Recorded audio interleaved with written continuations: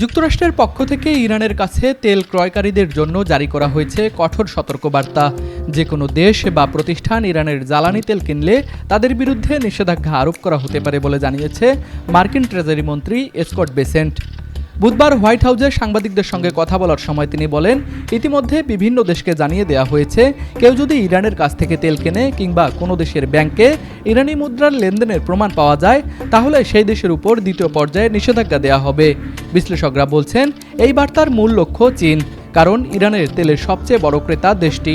রংপুর শহরে নিরিবিলি ও মনোরম পরিবেশে অবস্থিত রংপুর গ্রুপের প্রিমিয়াম আবাসন প্রকল্প আনান সিটিতে নগদ মূল্য ও সহজ কিস্তিতে প্লট এবং কন্ডোমিনিয়াম অ্যাপার্টমেন্ট বিক্রয় চলছে।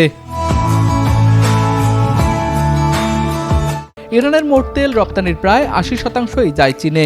এদিকে গত ১২ এপ্রিল হরমুজ প্রণালী ও ইরানের গুরুত্বপূর্ণ বন্দরগুলোতে নজরদারি ও অবরোধ জোরদার করেছে মার্কিন প্রতিরক্ষা বাহিনী।